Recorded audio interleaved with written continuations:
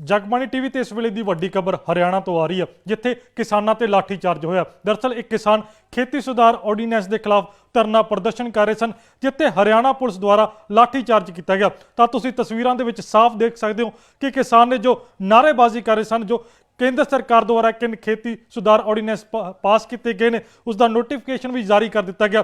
तो उस दे ही चलते एक पासे पंजाब के अंदर जिहड़े धरने प्रदर्शन चल रहे हैं, तो दूसरे पासे हरियाणा के अंदर भी किसान लगातार धरने प्रदर्शन कर रहे सन। तो इस दे चलते जो किसान धरने ते बैठे सन, तो उत्थे हरियाणा पुलिस द्वारा लाठीचार्ज किया गया। तो तुसीं हरियाणे दीयां तस्वीरां वेख रहे हो कि किस तरह किसानों को बसां दे विच डक्या जा रहा, धरना प्रदर्शन जो कर रहे सन खेती सुधार ऑर्डीनेंस का। हालांकि जेकर केंद्र सरकार के तर्क की गल की जाए तो केंद्र सरकार तर्क दे रही है कि देश की आज़ादी को भावें 73 साल हो चुके हैं, पर इस कानून के आउण दे नाल किसानों को आज़ादी मिलेगी। पर दूसरे पासे जेकर पंजाब और खासकर हरियाणा के किसानों की गल की जाए, वो लगातार इस बिल का विरोध कर रहे हैं। तो पंजाब की गल की जाए तो पंजाब के किसान इस दे बिल के चलते वक्-वक् जो पार्टियां के विधायक ने, सांसद ने, उन्होंने दफ्तरों का घरों का घिराव भी कर चुके हैं। पंजाब विधान सभा के इस बिल के खिलाफ मता भी पास हो चुका है विरोध के विच। तो उत्थे हरियाणा के अंदर जो पंजाब के किसान ने, हरियाणा के अंदर जो हरियाणा के किसान ने सड़कों पर नितरे ने, तो धरना प्रदर्शन कर रहे सन, तो जिथे उन्होंने लाठीचार्ज किया गया।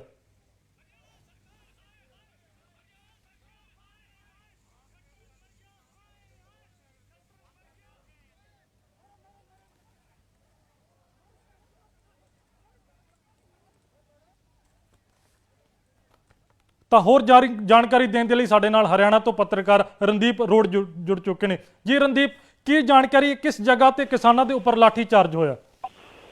जी देखिए, कुरुक्षेत्र में आज पिपली अनाज मंडी में किसानों की एक महारैली का प्रस्तावित थी, जो रैली महारैली, उसी के लिए किसान पहुंच रहे थे और पुलिस और किसानों के बीच झड़प होती रही, क्योंकि वो किसानों ने बैरिकेड्स तोड़ने के प्रयास किए और इस बीच जो एक तरह से हल्का लाठीचार्ज पुलिस को करना पड़ा।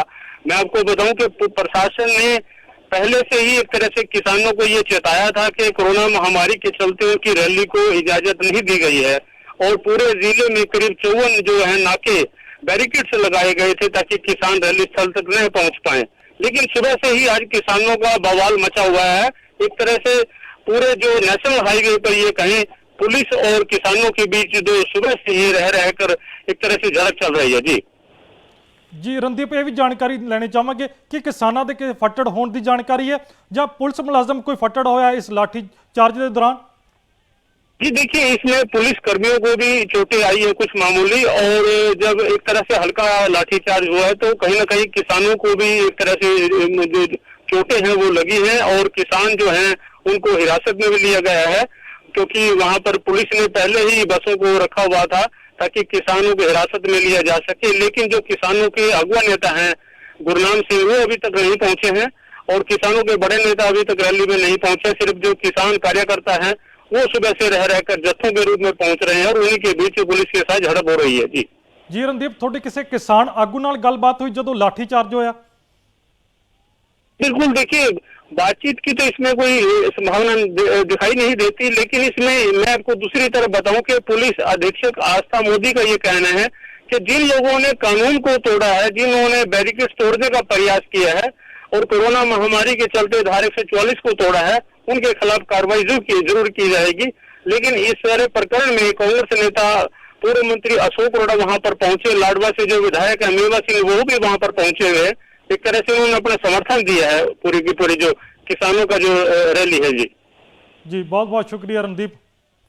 ਤਾਂ ਤੁਸੀਂ हरियाणे तो तस्वीर वेख रहे हो, जिथे हरियाणे के ਵੱਖ-ਵੱਖ शहरों के धरने प्रदर्शन किए जाए, फतेहाबाद की गल हो चाहे हिसार की गल हो, तो एक पासे पंजाब के अंदर गल की जाए तो पंजाब के अंदर भी धरने प्रदर्शन किए जा रहे।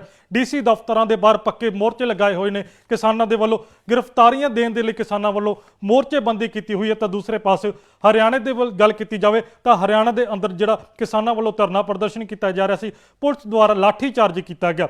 जेकर इस बिल की गल की जाए तो केंद्र सरकार ये दलील दे रही है कि किसानों को इस बिल के आने के नाल जो 3 खेती सुधार ऑर्डीनेंस ਪਾਸ ਕੀਤੇ ਗਏ ਨੇ ਉਸ ਦਾ ਨੋਟੀਫਿਕੇਸ਼ਨ ਜਾਰੀ ਕਰ ਦਿੱਤਾ ਗਿਆ ਤਾਂ ਇਸ ਦੇ ਨਾਲ ਕਿਸਾਨ ਆਜ਼ਾਦ ਹੋ ਜਾਵੇਗਾ।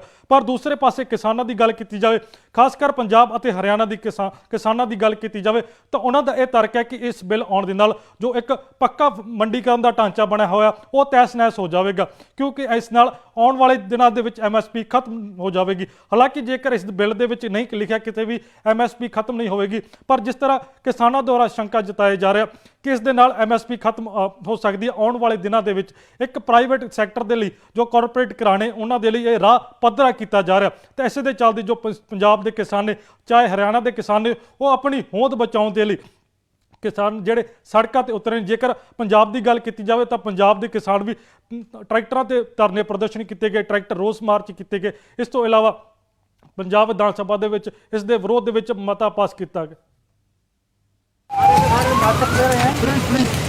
सोशल डिस्टेंसिंग का पालन कर रहे हैं, बंद है आदेश डीसी साहब बंद है। किसान यूनियन अशोक अरोड़ा एमएलए मेहमान सिंह जिंदाबाद, किसानों का समर्थन करो।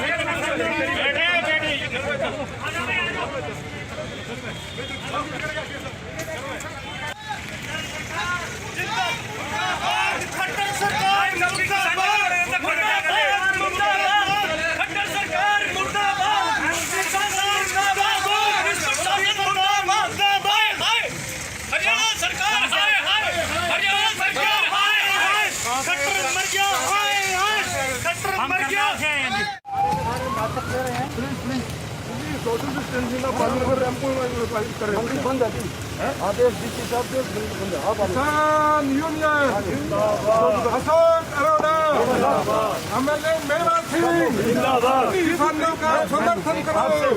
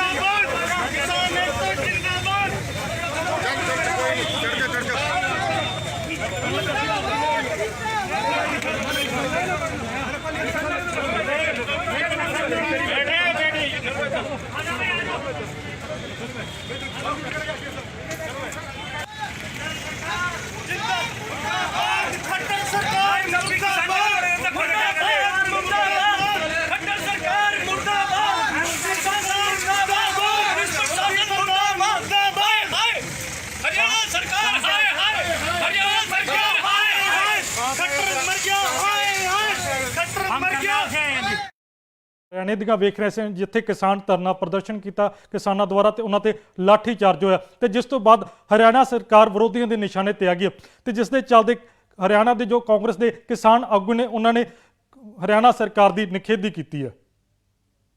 सर उसके बारे में सर क्या कहना चाहेंगे? बात अन्नदाता की बात करें, व्यापारी की बात करें, हर किसी की भी बात करें।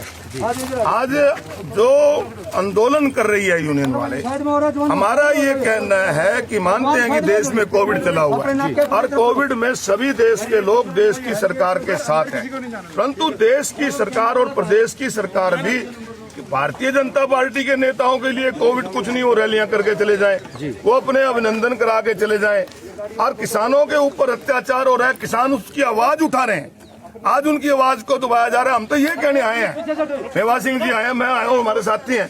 हम इनसे कहते हैं किसानों को सोशल डिस्टेंसिंग पे उनको इजाजत दी जाए, अपनी बात रखने की, अपनी बात वो कर लेंगे। किसानों को परंतु इस प्रकार से डेमोक्रेसी का आनंद नहीं होना चाहिए। सर लाठीचार्ज किया गया है सर किसानों के ऊपर। ये टोटल प्रजातंत्र के खिलाफ है। किसी को अपनी आवाज दबाने के लिए इस प्रकार लाठीचार्ज कर लो। आप लोगों को आप इजाजत दो, आप उनको 100 आदमी की इजाजत दो रैली की। 100 का तो होम मिनिस्ट्री की भी वो है, तो 100 आदमी की इजाजत है, 100 आदमी रैली कर लेंगे वहां। परंतु ये क्या गेट ही बंद करके रख दो, रो कर दो, ये थोड़ी है। ये टोटल आज डेमोक्रेसी का आनंद यहाँ पर कुरुक्षेत्र में। किसानों पर लाठीचार्ज की गई। हर चीज की हम निंदा करते हैं इस बात की। किस चीज का लाठीचार्ज है? आप उनको बुलाओ, किसान यूनियन के नेताओं को बुलाओ और उनको कहो कि जो सरकार के नियम है आप सोशल डिस्टेंसिंग के पालन करते हुए 100 आदमी की इजाजत तो 100 आदमी की रैली करके चले जाएंगे, अपनी बात रख के चले जाएंगे। ये परंतु ये थोड़ी कि आप गेट बंद करके ये प्रजातंत्र की हत्या है। ਤਾਂ ਤਸਵੀਰਾਂ ਤੁਸੀਂ ਹਰਿਆਣਾ ਤੋਂ ਵੇਖ ਰਹੇ ਹੋ, ਜਿੱਥੇ ਕਿਸਾਨਾਂ ਦੁਆਰਾ ਧਰਨਾ ਪ੍ਰਦਰਸ਼ਨ ਕੀਤਾ ਜਾ ਰਿਹਾ, ਜੋ ਕੇਂਦਰ ਸਰਕਾਰ ਦੁਆਰਾ 3 ਖੇਤੀ ਸੁਧਾਰ ਆਰਡੀਨੈਂਸ ਪਾਸ ਕੀਤੇ ਗਏ ਨੇ, ਉਸ ਦਾ ਨੋਟੀਫਿਕੇਸ਼ਨ ਜੋ ਜਾਰੀ ਕੀਤਾ ਗਿਆ। ਤੇ ਇਸ ਦੇ ਚੱਲਦੇ ਜੇਕਰ ਪੰਜਾਬ ਦੀ ਗੱਲ ਕੀਤੀ ਜਾਵੇ ਤਾਂ ਪੰਜਾਬ ਦੇ ਕਿਸਾਨਾਂ ਵੱਲੋਂ ਵੀ ਹੱਲਾ ਬੋਲ ਲਗਾਤਾਰ ਕੀਤਾ ਜਾ ਰਿਹਾ। ਪਿਛਲੇ ਲੰਮੇ ਸਮੇਂ ਤੋਂ ਇਸ ਬਿੱਲ ਦੇ ਖਿਲਾਫ ਪੰਜਾਬ ਦੇ ਕਿਸਾਨ ਨੇ, ਚਾਹੇ ਹਰਿਆਣਾ ਦੇ ਕਿਸਾਨ ਨੇ, ਉਹ ਸੜਕਾਂ ਤੇ ਉਤਰੇ ਹੋਏ ਨੇ। ਤੇ ਅੱਜ ਉਸੇ ਦੇ ਚੱਲਦੇ ਜੋ ਹਰਿਆਣਾ ਦੇ ਕਿਸਾਨ ਨੇ ਸੜਕਾਂ ਤੇ ਉਤਰੇ ਸਨ, ਧਰਨਾ ਪ੍ਰਦਰਸ਼ਨ ਕਰ ਰਹੇ ਸਨ। ਤਾਂ ਜਿੱਥੇ ਹਰਿਆਣਾ ਦੇ ਕਿਸਾਨਾਂ ਤੇ ਹਰਿਆਣਾ ਪੁਲਿਸ ਵੱਲੋਂ ਲਾਠੀ ਚਾਰਜ ਕੀਤਾ ਗਿਆ ਤੇ ਵਿਰੋਧੀ ਪਾਰਟੀਆਂ ਵੱਲੋਂ ਕਿਤੇ ਨਾ ਕਿਤੇ ਹਰਿਆਣਾ ਦੀ ਸਰਕਾਰ ਨੂੰ ਨਿਸ਼ਾਨੇ ਤੇ ਲਿਆ ਜਾ ਰਿਹਾ ਤੇ ਉਸ ਦੇ ਜੋ ਹਰਿਆਣਾ ਪੁਲਿਸ ਦੁਆਰਾ ਲਾਠੀ ਚਾਰਜ ਕੀਤਾ ਗਿਆ ਉਸ ਦੀ ਨਿਖੇਧੀ ਕੀਤੀ ਗਈ ਆ। ਤਾਂ ਤੁਸੀਂ ਹਰਿਆਣੇ ਦੀਆਂ ਤਸਵੀਰਾਂ ਵੇਖ ਰਹੇ ਹੋ, ਜਿੱਥੇ ਵੱਖੋ-ਵੱਖ ਸ਼ਹਿਰਾਂ ਦੇ ਵਿੱਚ ਫਤਿਹਬਾਦ, ਕੁਰੂਕਸ਼ੇਤਰ, ਕਰਨਾਲ, ਰੋਹਤਕ, ਹਿਸਾਰ ਦੇ ਵਿੱਚ ਕਿਸਾਨਾਂ ਵੱਲੋਂ ਜਿਹੜਾ ਧਰਨੇ ਪ੍ਰਦਰਸ਼ਨ ਕੀਤੇ ਜਾ ਰਹੇ ਨੇ। ਤੇ ਜੇਕਰ ਪੰਜਾਬ ਦੀ ਗੱਲ ਕੀਤੀ ਜਾਵੇ, ਪੰਜਾਬ ਦੇ ਬਾਹਰ ਵੀ ਕਿਸਾਨਾਂ ਵੱਲੋਂ ਪੱਕਾ ਮੋਰਚੇ ਲਗਾਏ ਹੋਏ ਨੇ ਡੀਸੀ ਦਫ਼ਤਰਾਂ ਦੇ ਬਾਹਰ। ਇਸ ਤੋਂ ਇਲਾਵਾ ਗ੍ਰਿਫਤਾਰੀਆਂ ਦੇਣ ਦੇ ਲਈ ਕਿਸਾਨਾਂ ਨੇ ਪੂਰਾ ਮਨ ਬਣਾਇਆ ਹੋਇਆ, ਕਿਉਂਕਿ ਇੱਕ ਪਾਸੇ ਕੇਂਦਰ ਸਰਕਾਰ ਦੀ ਦਲੀਲ ਆ ਤੇ ਦੂਸਰੇ ਪਾਸੇ ਕਿਸਾਨਾਂ ਦਾ ਤਰਕ ਆ। ਖਾਸ ਕਰ ਇਹ ਦੋ ਸੂਬਿਆਂ ਦੇ ਵਿੱਚ, ਪੰਜਾਬ ਅਤੇ ਹਰਿਆਣਾ ਦੇ ਵਿੱਚ ਗੱਲ ਕੀਤੀ ਜਾਵੇ ਤਾਂ ਕਿਸਾਨਾਂ ਨੇ ਇਸ ਬਿੱਲ ਦਾ ਵਿਰੋਧ ਜਿਹੜਾ ਵੱਡੇ ਪੱਧਰ ਤੇ ਕਰ ਰਹੇ ਨੇ, ਕਿਉਂਕਿ ਇਹਨਾਂ ਦੋ ਸੂਬਿਆਂ ਦੇ ਅੰਦਰ ਹੀ ਜੋ ਮੰਡੀਕਰਨ ਦਾ ਪੱਕਾ ਢਾਂਚਾ ਬਣਿਆ ਤਾਂ ਕਿਸਾਨਾਂ ਨੂੰ ਖਦਸ਼ਾ ਜੇਕਰ 3 ਖੇਤੀ ਸੁਧਾਰ ਆਰਡੀਨੈਂਸ ਪਾਸ ਹੁੰਦੇ ਨੇ ਤਾਂ ਉਸ ਦੇ ਖਿਲਾਫ ਆਉਣ ਵਾਲੇ ਦਿਨਾਂ ਦੇ ਵਿੱਚ ਜੋ ਪ੍ਰਾਈਵੇਟ ਘਰਾਣੇ ਨੇ ਉਸ ਦੇ ਲਈ ਰਾਹ ਪੱਧਰਾ ਹੋ ਜਾਵੇਗਾ। ਕਿਉਂਕਿ ਇੱਕ ਪਾਸੇ ਜੇਕਰ ਪੰਜਾਬ ਦੇ ਮੰਡੀਆਂ ਦੀ ਗੱਲ ਕੀਤੀ ਜਾਵੇ ਤਾਂ ਪੰਜਾਬ ਮੰਡੀਆਂ ਤੇ ਜੋ ਟੈਕਸ ਲੱਗਦਾ ਉਹ ਪਿੰਡਾਂ ਦੇ ਵਿਕਾਸ ਲਈ ਵਰਤਿਆ ਜਾਂਦਾ, ਪੰਜਾਬ ਦੀਆਂ ਮੰਡੀਆਂ ਦੇ ਲਈ ਵਰਤਿਆ ਜਾਂਦਾ। ਪਰ ਦੂਸਰੇ ਪਾਸੇ ਜੇਕਰ ਇਸ ਬਿੱਲ ਦੀ ਗੱਲ ਕੀਤੀ ਜਾਵੇ ਤਾਂ ਇਸ ਬਿੱਲ ਦੇ ਉੱਪਰ ਕੋਈ ਟੈਕਸ ਨਹੀਂ ਹੋਵੇਗਾ। ਤਾਂ ਕਿਤੇ ਨਾ ਕਿਤੇ 2 ਜਾਂ 3 ਸਾਲ ਦੇ ਲਈ ਕਿਸਾਨਾਂ ਨੂੰ ਜ਼ਰੂਰ ਫਾਇਦਾ ਹੋ ਸਕਦਾ, ਪਰ ਤੀਸਰੇ ਸਾਲ ਜਾਂ ਆਉਣ ਵਾਲੇ 3-4 ਸਾਲਾਂ ਦੇ ਵਿੱਚ ਕਹਿ ਸਕਦੇ ਹਾਂ ਵੀ ਪ੍ਰਾਈਵੇਟ ਘਰਾਣੇ ਦੇ ਲਈ ਰਾਹ ਪੱਧਰਾ ਹੋ ਸਕਦਾ। ਤਾਂ ਸਾਡੇ ਨਾਲ ਇਸ ਵਕਤ ਭਾਰਤੀ ਕਿਸਾਨ ਯੂਨੀਅਨ ਰਾਜੇਵਾਲ ਦੇ ਪ੍ਰਧਾਨ ਬਲਬੀਰ ਸਿੰਘ ਰਾਜੇਵਾਲ ਜੁੜ ਚੁੱਕੇ ਨੇ। ਜੀ ਰਾਜੇਵਾਲ, ਕਿਸ ਤਰ੍ਹਾਂ ਦੇਖਦੇ ਹੋ, ਇੱਕ ਪਾਸੇ ਪੰਜਾਬ ਦੇ ਕਿਸਾਨ ਨੇ ਉਹ ਵੀ ਸੜਕਾਂ ਤੇ ਉਤਰੇ ਹੋਏ ਨੇ ਤਾਂ ਦੂਸਰੇ ਪਾਸੇ ਹਰਿਆਣਾ ਦੇ ਜੋ ਕਿਸਾਨ ਨੇ ਉਹਨਾਂ ਦੇ ਉੱਪਰ ਲਾਠੀ ਚਾਰਜ ਹੋਇਆ। ਇਸ ਤਰ੍ਹਾਂ ਜੀ ਇਕੱਲੇ ਪੰਜਾਬ ਹਰਿਆਣਾ ਦੇ ਨਹੀਂ, ਸਾਰੇ ਦੇਸ਼ ਦੇ ਕਿਸਾਨ ਨੇ ਆਪੋ ਆਪਣੀ ਸਟੇਟ ਵਿੱਚ ਇਹਨਾਂ ਆਰਡੀਨੈਂਸਾਂ ਦੇ ਖਿਲਾਫ ਨਿਕਲੇ ਹੋਏ ਆ। ਤੇ ਹਰਿਆਣਾ ਸਰਕਾਰ ਬੀਜੇਪੀ ਦੀ ਸਰਕਾਰ ਹੈ, ਉਹ ਮੋਦੀ ਦੇ ਇਸ਼ਾਰਿਆਂ ਤੇ ਉਹਨਾਂ ਨੇ ਜੋ ਮੋਦੀ ਨੇ ਇਸ਼ਾਰਾ ਕੀਤਾ ਉਹਦੇ ਮੁਤਾਬਕ ਉਹਨਾਂ ਨੇ ਕਿਸਾਨਾਂ ਤੇ ਲਾਠੀਚਾਰਜ ਕੀਤਾ ਹੈ। ਔਰ ਮੈਂ ਇਹਦੀ ਸਖਤ ਸ਼ਬਦਾਂ ਵਿੱਚ ਨਿੰਦਾ ਕਰਦਾ। ਅੱਜ ਅਸੀਂ ਭਾਰਤੀ ਕਿਸਾਨ ਯੂਨੀਅਨ ਦੀ ਪੰਜਾਬ ਦੀ ਮੀਟਿੰਗ ਸੀ, ਇਹਦੇ ਚ ਪਹਿਲਾਂ ਹੀ ਉਹਨਾਂ ਦੀ ਨਿੰਦਾ ਦਾ ਮਤਾ ਪਾਸ ਕਰ ਚੁੱਕੇ ਹਾਂ।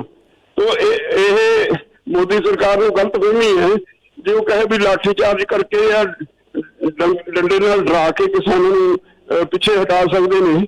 ਉਹ ਭੁੱਲ ਜਾਓ, ਇਹ ਹੁਣ ਆਰ ਪਾਰ ਦੀ ਲੜਾਈ ਹੈ ਕਿਸਾਨਾਂ ਲਈ। ਇਹਦੇ ਚ ਸਰਕਾਰ ਹੁਣ ਕਿਸਾਨਾਂ ਨੂੰ ਦਬਾ ਨਹੀਂ ਸਕੇਗੀ। ਹੁਣ ਜਾਂ ਤਾਂ ਉਹਨਾਂ ਨੂੰ ਆਰਡੀਨੈਂਸ ਵਾਪਸ ਲੈਣੇ ਪੈਣਗੇ ਜਾਂ ਫਿਰ ਯਾਦ ਰੱਖੋ ਮੋਦੀ ਸਰਕਾਰ ਦਾ ਭੋਗ ਪੈ ਜਾਓ। ਹੁਣ ਮੰਦਰ ਮਸਜਿਦ ਨਾਲ ਵੋਟਾਂ ਨਹੀਂ ਮਿਲਣੀਆਂ। ਹੁਣ ਲੋਕਾਂ ਦੀ ਢਿੱਡ ਦੀ ਸਰਕਾਰ ਦੀ ਗੱਲ ਕੀਤੀ ਜਾਵੇ ਤਾਂ ਇਹ ਤਰਕ ਜਿਹੜੀ ਹੈ ਵੀ ਕਿਸਾਨਾਂ ਨੂੰ ਅਸੀਂ ਆਜ਼ਾਦ ਕਰ ਦਿੱਤਾ, ਉਹ ਕਿਤੇ ਵੀ ਜਾ ਕੇ ਆਪਣੀ ਫਸਲ ਵੇਚ ਸਕਦੇ ਆ।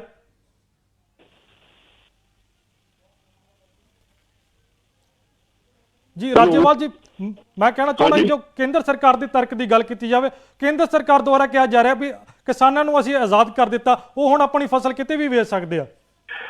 ਇਹ ਵੀ ਇੱਕ ਜੁਮਲਾ ਹੈ।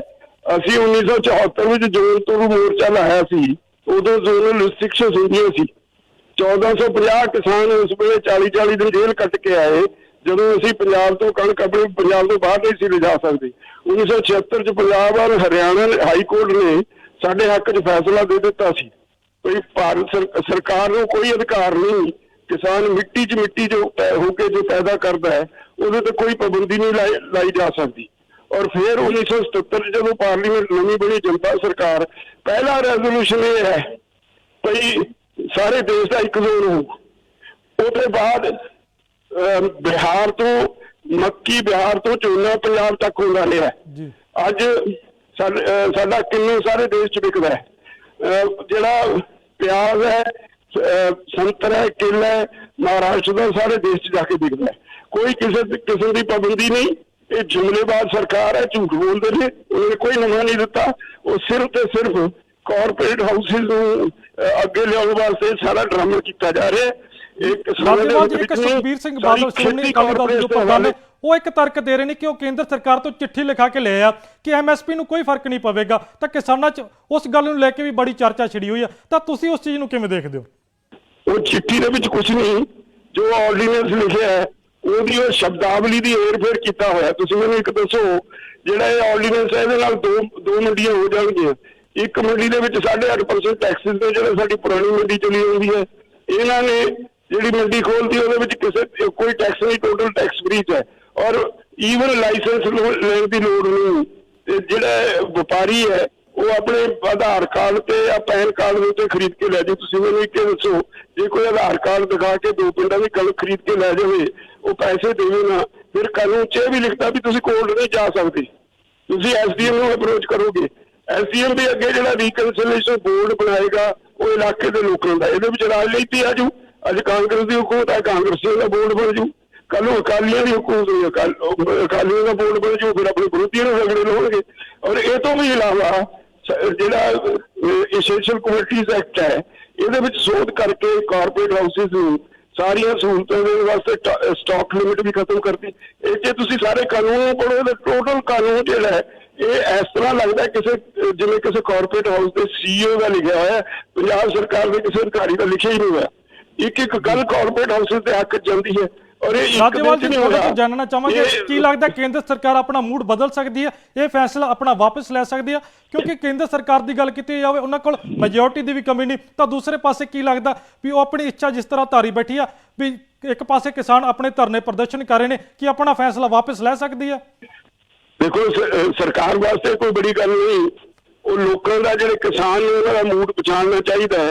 ਸਾਡਾ ਮੰਨਣਾ ਹੈ ਵੀ ਤੁਸੀਂ ਜੇ ਤੁਸੀਂ ਕਹਿੰਦੇ ਹੋ ਕਿਸਾਨਾਂ ਦੀ ਇਨਕਮ ਦੁੱਗਣੀ ਕਰਨੀ ਹੈ, ਤਾਂ ਜਿਵੇਂ ਪੰਜਾਬ ਤੇ ਹਰਿਆਣੇ ਨੇ ਆਪਣਾ ਮਾਰਕੀਟਿੰਗ ਸਿਸਟਮ, ਦੁਨੀਆ ਦਾ ਬਿਹਤਰੀਨ ਮਾਰਕੀਟਿੰਗ ਸਿਸਟਮ ਡਿਵੈਲਪ ਕੀਤਾ ਹੈ, ਇਸੇ ਤਰ੍ਹਾਂ ਸਾਰੇ ਦੇਸ਼ ਵਿੱਚ 42,000 ਮੰਡੀਆਂ ਹੋਰ ਬਣਾ ਦਿਓ, ਉੱਦਾਂ ਦਾ ਹੀ ਸਿਸਟਮ ਖੜਾ ਕਰ ਦਿਓ, ਤਾਂ ਕਰੋੜਾਂ ਲੋਕਾਂ ਨੂੰ ਰੁਜ਼ਗਾਰ ਮਿਲੂ ਔਰ ਐਮਐਸਪੀ ਤੇ ਖਰੀਦ ਸ਼ੁਰੂ ਹੋ ਜਾਏ, ਇਨਕਮ ਦੁੱਗਣੀ ਹੋ ਜਾਊ। ਜਿਸ ਤਰ੍ਹਾਂ ਹੁਣ ਇਹ ਕਰ ਰਹੇ ਨੇ, ਇਹਦੇ ਨਾਲ ਤਾਂ ਅੱਧੀ ਵੀ ਇਨਕਮ ਨਹੀਂ ਰਹਿਣੀ। ਔਰ ਮੈਂ ਸਮਝਦਾ ਵੀ ਸਰਕਾਰਾਂ ਨੂੰ ਲੋਕਾਂ ਦਾ ਪ੍ਰੈਸਟੀਜ ਜ਼ਿਆਦਾ ਅਹਿਮੀਅਤ ਰੱਖਦਾ ਹੈ। ਸਰਕਾਰਾਂ ਦਾ ਆਪਣਾ ਕੋਈ ਪ੍ਰੈਸਟੀਜ ਨਹੀਂ ਹੋਣਾ ਚਾਹੀਦਾ। ਉਹਨਾਂ ਨੂੰ ਜਦੋਂ ਸਾਰਾ ਦੇਸ਼ ਅੱਜ ਇਹਦੇ ਵਿਰੁੱਧ ਖੜਾ ਹੋ ਗਿਆ, ਸਾਰੇ ਦੇਸ਼ ਦੇ ਕਿਸਾਨ ਇਹਦਾ ਵਿਰੋਧ ਕਰ ਰਹੇ ਨੇ ਆਪੋ ਆਪਣੀ ਸਟੇਟ ਵਿੱਚ, ਆਪੋ ਆਪਣੇ ਇਲਾਕੇ 'ਚ, ਤੇ ਉਹਨਾਂ ਨੂੰ ਇਹ ਆਰਡੀਨੈਂਸ ਨੂੰ ਪਾਰਲੀਮੈਂਟ 'ਚ ਪੇਸ਼ ਨਹੀਂ ਕਰਨੇ ਚਾਹੀਦੇ ਔਰ ਇਹਨਾਂ ਨੂੰ ਆਪਣੀ ਮੌਤ ਮਰ ਜਾਣ ਦੇਣਾ ਚਾਹੀਦਾ ਹੈ। ਜੀ, ਬਹੁਤ ਬਹੁਤ ਸ਼ੁਕਰੀਆ ਰਾਜੇਵਾਲ ਜੀ। ਤਾਂ ਤੁਸੀਂ ਇਹ ਤਸਵੀਰਾਂ ਵੇਖ ਰਹੇ ਸਨ ਜੋ ਹਰਿਆਣੇ ਦੀਆਂ ਸਨ, ਜਿੱਥੇ ਕਿਸਾਨਾਂ ਦੇ ਉੱਪਰ ਲਾਠੀ ਚਾਰਜ ਹੋਇਆ। ਕਿਸਾਨ ਆਗੂਆਂ ਨਾਲ ਵੀ ਗੱਲ ਕੀਤੀ ਹੈ ਜੋ ਇਸ ਦੀ ਜਿਹੜੀ ਕਰੜੇ ਸ਼ਬਦਾਂ 'ਚ ਨਿਖੇਧੀ ਕਰ ਰਹੇ ਨੇ। ਤਾਂ ਹਰਿਆਣਾ ਪੁਲਿਸ ਦਾ ਕੀ ਕਹਿਣਾ ਉਹ ਵੀ ਤੁਹਾਨੂੰ ਸੁਣਾਉਣੇ ਆ। जो भी इन्होंने कानून अपने हाथ में लिया है, जो भी रूल्स को ब्रेक किया है, चाहे वो 144 की उल्लंघना करी है, जनरल लॉ एंड ऑर्डर की उल्लंघना करी है, या फिर जो डिजास्टर मैनेजमेंट एक्ट की जो प्रतिबंध है उनकी उल्लंघना करी है, उसके अकॉर्डिंग उनके खिलाफ कार्रवाई, लीगल एक्शन जो है लिया जाएगा। कि जहाँ पे भी इन्होंने कानून अपने हाथ में लिया है, जो भी कानूनी कार्रवाई बनेगी हम सारी करेंगे। जी बिल्कुल, पुलिस बिल्कुल अलर्ट पे है। जैसे आप देखेंगे कि यहाँ पे भी हमने काफ़ी पुलिस फोर्स को खड़ा कर रखा है और हमने काफ़ी प्रयास किया है कि शांतिपूर्वक और विदाउट यूज ऑफ फोर्स जो किसान है वो मान जाए और पीछे हट जाए। पर जो भी जो भी ये जो लॉ एंड ऑर्डर है उसको ब्रेक करने की कोशिश करेगा, तो जो भी लीगल कार्रवाई है हम सारी मैडम देखा जाए कुरुक्षेत्र में कोरोना बहुत ज़्यादा बढ़ रहा है, काफ़ी मौतें हो गई और किसान काफ़ी कहीं ना कहीं किसानों के परिवार को नुकसान पहुँच सकता है। जी बिल्कुल, और इस बात से पूरी तरह से अवगत कराया गया था जो किसान लीडर्स थे। इनफैक्ट जो पूरे स्टेट के लीडर्स हैं उन सबसे हमने टेलीफोनिकली बात करी थी। लोकल एसपीडीसी ने उन्हें कांटेक्ट किया था, यहाँ से उनको नोटिस इशू किए गए थे इसी बात के बारे में अवगत कराने के लिए कि जो खतरा है वो बहुत ज़्यादा है इस टाइम कोरोना का, और इस प्रकार की रैली का आयोजन करना बिल्कुल भी प्रूडेंट नहीं है उनकी खुद की सेफ्टी के लिए, उनकी परिवार की सेफ्टी के लिए, और जो जनरल कुरुक्षेत्र की पब्लिक है उसकी सेफ्टी के लिए, उनकी सिटीजन्स के हित के बिल्कुल खिलाफ है। और जो प्रोटेस्ट करना है, अगर कोई आपको जो संवैधानिक हक है प्रोटेस्ट करने का, उसकी हम उल्लंघना नहीं करना चाहते। वो जो MHA के गाइडलाइंस है उसके अंदर रहते जो भी प्रोटेस्ट वो करना चाहते थे उसके लिए हम बिल्कुल तैयार थे। के खिलाफ की कार्रवाई होगी क्यों? सारा जो मास्टरमाइंड है, जितने भी आयोजक हैं उन सबको हमने नोटिस दिए थे, और उस नोटिस की और जो ये प्रतिबंध है उनकी उल्लंघना करने के लिए उनके खिलाफ कार्रवाई जरूर। 60 लोग इकट्ठे हो सकते थे, तादाद में होगा, अभी परमिशन भी नहीं है 60 लोगों से। जी 50 की है अभी परमिशन, और वो भी after permission of the administration वो लोग इकट्ठे हो सकते हैं। विदाउट परमिशन 50 लोग भी इकट्ठे नहीं हो सकते इस समय में। तो जितने भी इसकी गाइडलाइंस है, रूल्स हैं, उनकी उल्लंघना के लिए जो भी नियमानुसार कार्रवाई बनेगी, लीगल एक्शन जो ट्रैक्टर लेकर आए इनको कब्जे में लिया जाएगा जी, जो जिस प्रकार से लीगल कार्रवाई हुई। ਤਾਂ ਤੁਸੀਂ ਹਰਿਆਣਾ ਪੁਲਿਸ ਦਾ ਵੀ ਪੱਖ ਸੁਣਿਆ, ਜਿਹੜੇ ਸਾਫ਼ ਕਹਿ ਰਹੇ ਨੇ ਕਿ ਕਰੋਨਾ ਦੇ ਚੱਲਦੇ ਜੋ ਕਿਸਾਨ ਧਰਨਾ ਪ੍ਰਦਰਸ਼ਨ ਕਰ ਰਹੇ ਸਨ, ਜਿਸ ਦੇ ਚੱਲਦੇ ਸਮਾਜਿਕ ਫਲਾਹ ਦਾ ਖਤਰਾ ਬਣ ਜਾਂਦਾ ਤੇ ਇਸੇ ਦੇ ਚੱਲਦੇ ਕਿਸਾਨਾਂ ਤੇ ਲਾਠੀ ਚਾਰਜ ਕੀਤਾ ਗਿਆ। ਪਰ ਦੂਸਰੇ ਪਾਸੇ ਕਿਸਾਨਾਂ ਦੇ ਤਰਕ ਦੀ ਗੱਲ ਕੀਤੀ ਜਾਵੇ ਤਾਂ ਕਿਸਾਨ ਇਹ ਦਲੀਲ ਦੇ ਰਹੇ ਨੇ ਕਿ ਕੇਂਦਰ ਸਰਕਾਰ ਦੁਆਰਾ ਕਰੋਨਾ ਦਾ ਬਹਾਨਾ ਬਣਾ ਕੇ ਇਸ ਬਿੱਲ ਨੂੰ ਲਿਆਂਦਾ ਗਿਆ, ਜੋ 3 ਖੇਤੀ ਸੁਧਾਰ ਆਰਡੀਨੈਂਸ ਪੇਸ਼ ਕੀਤੇ ਗਏ ਨੇ। ਇਸ ਦੇ ਚੱਲਦੇ ਪੰਜਾਬ ਦੇ, ਹਰਿਆਣਾ ਦੇ, ਪੂਰੇ ਜਿਹੜੇ ਦੇਸ਼ ਦੀ ਗੱਲ ਕੀਤੀ ਜਾਵੇ, ਵੱਖ-ਵੱਖ ਸੂਬਿਆਂ ਦੇ ਕਿਸਾਨ ਸੜਕਾਂ ਤੇ ਉਤਰੇ ਹੋਏ ਨੇ। ਖਾਸ ਕਰ ਹਰਿਆਣੇ ਦੀਆਂ ਤੁਸੀਂ ਇਹ ਤਸਵੀਰਾਂ ਵੇਖ ਰਹੇ ਹੋ, ਜਿੱਥੇ ਵੱਖ-ਵੱਖ ਸ਼ਹਿਰਾਂ ਦੇ ਫਤਿਹਬਾਦ, ਕੁਰੂਕਸ਼ੇਤਰ, ਕਰਨਾਲ, ਰੋਹਤਕ, ਹਿਸਾਰ, ਇਹਨਾਂ ਵੱਖ-ਵੱਖ ਸ਼ਹਿਰਾਂ ਦੇ ਵਿੱਚ ਕਿਸਾਨਾਂ ਦੁਆਰਾ ਧਰਨੇ ਪ੍ਰਦਰਸ਼ਨ ਕੀਤੇ ਗਏ ਅਤੇ ਕਿਸਾਨ ਆਗੂਆਂ ਦਾ ਕਹਿਣਾ ਕਿ ਹੁਣ ਇਹ ਆਰ-ਪਾਰ ਦੀ ਲੜਾਈ ਬਣ ਚੁੱਕੀ ਆ, ਕਿਉਂਕਿ ਖੇਤੀ ਸੁਧਾਰ ਆਰਡੀਨੈਂਸ ਜੋ ਉਹਨਾਂ ਦੇ ਮੰਡੀਕਰਨ ਦਾ ਢਾਂਚਾ ਉਸ ਨੂੰ ਤਹਿਸ-ਨਹਿਸ ਕਰ ਸਕਦਾ ਆਉਣ ਵਾਲੇ 2 ਜਾਂ 3 ਸਾਲਾਂ ਦੇ ਵਿੱਚ, ਕਿਉਂਕਿ ਇੱਕ ਪ੍ਰਾਈਵੇਟ ਪਲੇਅਰ ਜਿਹੜੇ ਉਤਰ ਸਕਦੇ ਨੇ ਇਸ ਦੇ ਨਾਲ। ਤਾਂ ਇਸ ਦੇ ਚੱਲਦੇ ਕਿਸਾਨ ਆਪਣੀ ਹੋਂਦ ਬਚਾਉਣ ਦੇ ਲਈ, ਕਿਸਾਨ ਦਾ ਜੋ ਮੰਡੀਕਰਨ ਦਾ ਢਾਂਚਾ ਉਸ ਨੂੰ ਬਚਾਉਣ ਦੇ ਲਈ ਧਰਨੇ ਪ੍ਰਦਰਸ਼ਨ ਕਰ ਰਹੇ ਨੇ। ਪੰਜਾਬ ਦੇ ਕਿਸਾਨ ਵੀ ਸੜਕਾਂ ਤੇ ਉਤਰੇ ਹੋਏ ਹਨ। ਜੋ ਸੰਸਦ ਵਿਧਾਇਕ ਨੇ ਉਹਨਾਂ ਦੇ ਘਰਾਂ ਦਾ ਘਿਰਾਓ ਕੀਤਾ ਗਿਆ ਸੀ, ਟਰੈਕਟਰ ਰੋਸ ਮਾਰਚ ਸ਼ੁਰੂ ਕੀਤੇ ਗਏ ਸੀ। ਪੰਜਾਬ ਵਿਧਾਨ ਸਭਾ ਦੇ ਵਿੱਚ ਵਿਰੋਧ ਦੇ ਵਿੱਚ ਮਤਾ ਵੀ ਪਾਸ ਕੀਤਾ ਗਿਆ। ਤਾਂ ਉੱਥੇ ਹਰਿਆਣਾ ਦੇ ਅੰਦਰ ਕਿਸਾਨ ਜਿਹੜੇ ਲਗਾਤਾਰ ਧਰਨੇ ਪ੍ਰਦਰਸ਼ਨ ਕੀਤੇ, ਕਿਸਾਨਾਂ ਦੁਆਰਾ ਧਰਨੇ ਪ੍ਰਦਰਸ਼ਨ ਕੀਤੇ ਜਾ ਰਹੇ ਨੇ, ਤੇ ਉੱਥੇ ਇਹਨਾਂ ਕਿਸਾਨਾਂ ਦੇ ਉੱਪਰ ਲਾਠੀ ਚਾਰਜ ਕੀਤਾ ਗਿਆ। ਤਾਂ ਤੁਸੀਂ ਇਹ ਤਸਵੀਰਾਂ ਹਰਿਆਣੇ ਦੀਆਂ ਵੇਖ ਰਹੇ ਸੀ, ਜਿੱਥੇ ਕਿਸਾਨਾਂ ਦੁਆਰਾ ਕਿਸਾਨਾਂ ਤੇ ਲਾਠੀ ਚਾਰਜ ਕੀਤਾ ਗਿਆ। ਪਰ ਹੁਣ ਦੇਖਣਾ ਹੋਵੇਗਾ, ਇਹ ਕਿਸਾਨਾਂ ਦਾ ਕਹਿਣਾ ਕਿ ਹੁਣ ਆਰ-ਪਾਰ ਦੀ ਲੜਾਈ ਬਣ ਚੁੱਕੀ ਆ, ਤਾਂ ਇਹ ਵੇਖਣਾ ਹੋਵੇਗਾ ਕਿ ਆਉਣ ਵਾਲੇ ਦਿਨਾਂ ਵਿੱਚ ਕੇਂਦਰ ਸਰਕਾਰ ਆਪਣਾ ਫੈਸਲਾ ਵਾਪਸ ਲੈਂਦੀ ਹੈ ਜਾਂ ਨਹੀਂ। ਫਿਲਹਾਲ ਹੁਣ ਤੱਕ ਦੇ ਲਈ ਇੰਨਾ ਹੀ। ਮੈਨੂੰ ਦਿਓ ਇਜਾਜ਼ਤ, ਧੰਨਵਾਦ।